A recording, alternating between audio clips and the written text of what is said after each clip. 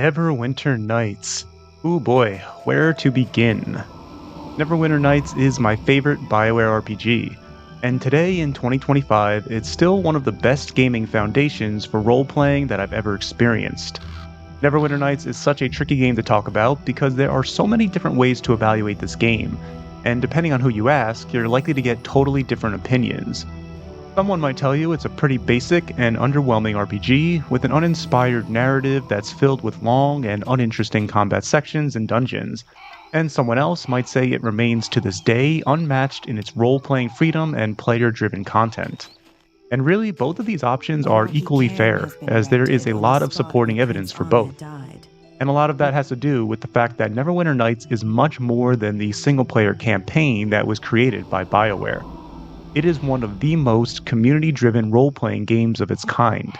It's difficult for me to think of other games that provide the same amount of tools to the community in order to build new content, campaigns, and a variety of unique mods.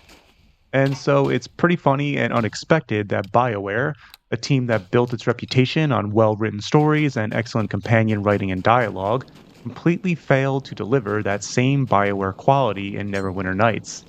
And I do mean that they completely failed in this aspect.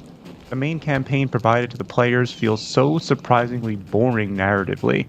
The plot is weak, with extended periods of being nearly ignored, and there's maybe one or two notable characters. The two expansions, Shadows of Undrentide and Hordes of the Underdark, tried to correct this, and they were definitely a step in the right direction. I did enjoy Hordes of the Underdark especially, but even so, both of them, in my opinion, absolutely fell short of the quality writing seen in other Bioware titles like Baldur's Gate 2, Dragon Age Origins, and the Mass Effect trilogy. However, though Bioware failed in the writing and story department, they managed an incredible success in another aspect of this game. They managed to deliver something that to me is even more profound and interesting than any of their more critically acclaimed titles accomplished. Neverwinter Nights is a game that allows the player base to assume the role of content creation, campaign development, and even real-time in-game dungeon master role-playing. Yes, you heard that right, it's possible in this game for an invisible DM to monitor gameplay from other players in real time and create encounters, plant traps, provide text-based notifications and scene direction, spawn or insert items and monsters, and all other sorts of interesting tools that you'd expect to see from a tabletop fantasy role-playing session, all in real time. Building the story in real time as the players progress through the campaign from an interface of a bunch of interesting commands and options for the DM, it is a truly unique experience in gaming. This game managed to create something so unique in gaming that fans of it continue to have an active modding and campaign writing scene nearly 25 years later. For years and years, this often overlooked Bioware title has kept a player base of around 1,000 players daily due to its persistent role-playing servers and continuous development of new player-made campaigns and modules. It's a community that keeps their shared creations well organized on the Neverwinter Vault community site and celebrates the achievements of their most high-quality campaigns and content with Hall of Fame lists for players to easily sort through some of the best content ever created by the community. Even just the list of Hall of Fame, highly rated content is absolutely massive, and you'll never realistically be able to experience it all. But the amount of options available means that you can often find very specific types of campaigns that you might be interested in. Maybe you want a campaign that is only about social stealth and roguelike intrigue, or maybe you're looking for a remake of another game but in the engine of Neverwinter Nights, like the well-received Eye of Beholder conversion module. Or maybe you want a super punishing and challenging module focused on cap-level combat encounters that push your understanding of the system to its absolute limit. Almost any role-playing concept or specific gaming mood that you're in can be satisfied with the years and years of player-created content collected on the Neverwinter Vault community site. And it continues to this day. Every week you can find new content on this site, some being campaigns and modules, and some are simply visual mods that can be used in any module, or fun mods to play around with like new animation sets for specific weapon types. The Neverwinter Vault is almost like a museum of curated and well-organized Neverwinter player-made content that is both a time capsule of past content and also an ever-growing collection of new content.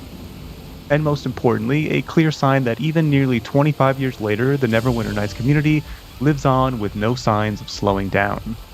So it is probably no surprise to you guys that Neverwinter Nights is a game I always come back to over the years. I look at new campaigns that were built by talented modders, try new class mods, play around with fun combat modules, explore interesting new experimental mods like musical instruments or unique monster races, and most of all, I come back to celebrate one of my favorite games of all time and recapture the role-playing magic that is Neverwinter Nights. Outside of the main campaign and the two official expansions, Neverwinter Nights also has a bunch of DLC campaigns written and created by smaller external studios that were not members of the Bioware team. And some of these creators, especially Aussian studios, managed to make some really high quality campaigns that I found much better than the official campaigns and expansions. The Steam Enhanced Edition should give you all, or almost all of them. I think only Doom of Icewind Dale won't be included, but I could be wrong about that since I purchased it a very long time ago. But personally, my favorite of these DLC campaigns was Darkness over Daggerford, and I also enjoyed Pirates of the Sword Coast and Witch's Wake, which sadly was never finished. If you know, you know. These three are a lot of fun with some great gameplay, fun story beats, and solid writing. However, to get to the main point of this video, even these enjoyable DLC campaigns fall far short from some of the incredible campaigns created by the community. In this video, I hope to share and explain why I'm so passionate about this game and its amazing community-driven content and potential. And by the end, I hope it inspires you to consider trying it out for yourself. But before we dive deeper into this title, if you enjoy content like this and want to help support the channel, consider subscribing or becoming a channel member through the link in the video description below. One of the best parts about the player-made campaigns and stories that you'll find in the very best examples of the community is that they can spend as much time as they like creating detailed and deep conversations and extended writing scenes. What I mean by this is that player-made modules are free to explore whatever narrative choices they want, free to spend as much time as they like on world building or the politics of a specific location, and can construct their stories to center on these aspects if they so choose. They operate outside of the publisher or market-driven pressures that major studios might feel influenced by. And so, these player-made stories so often give the community something very different from what other RPGs, even other great RPGs, AAA or otherwise, can often offer us. I want to give an example of a player-made campaign that I really loved. It's called Tales of Arterra, and I think overall it's pretty well known. Maybe not as popular as some of the bigger modules, but it was created by Kevin Chan and last updated in 2006, I believe, though it is pretty old now. And the module is one of my favorites. It was able to capture an incredible sense of political struggle between a few religious factions in a single city. You spend much of the module having these really interesting conversations with these different religious factions that have up until now operated through an interesting system that allows for some level of publicly perceived peaceful coexistence on the surface level, but political scheming and power struggles lie underneath. What I really love about this module is that it's not afraid to spend sometimes great lengths of time offering excellent dialogue and conversations to the player, where you can explore these interesting groups' ideas, and if you find yourself aligning with their vision for the city, you can eventually ally with them, or if you don't, then you can secretly work against them, or find a different faction that fits the goals of the character that you're role-playing as. My absolute favorite faction was the Worshippers of Hespeth, the god of knowledge. At the center of their religious beliefs is the idea that all questions have an answer, and that the individual has a responsibility to obtain at least some knowledge in life to help arrive at the ideal state of knowing all things through pooled knowledge. And in the spirit of that goal, a basic tenet of the faith is that knowledge cannot be hidden and must be shared with all. And so the Hespeth religion has a long and storied history of providing information and knowledge to individuals that might use that information in dangerous or irresponsible ways. If the player goes deep into the conversation and questions this tenet of the Hespeth faith, the priest will concede that they can teach an arsonist to be more effective or a murderer to evade the law, but that it is the belief of his faith that knowledge cannot be corrupted or withheld. And so Hespeth followers cannot lie or suppress information when questioned, even if the individual asking the questions seeks some nefarious goal. At the core of the religion, there is an idea that there is one solution to every problem in this world, and it is knowledge. That in an ideal state of pooled knowledge acquisition, all suffering could be eliminated or at least greatly reduced. And of course, with this religion and all of the other factions as well, The player can question these ideas or inspect them further through conversation, and all this information is used to further the story. And the different factions really play well off of the many major plot moments. But the point of this example is that the focus on this level of writing is one of the many great benefits of player-driven campaigns and storytelling. These modders and story writers don't need to adhere to the game design choices that are popular and trendy and more likely to sell to an audience.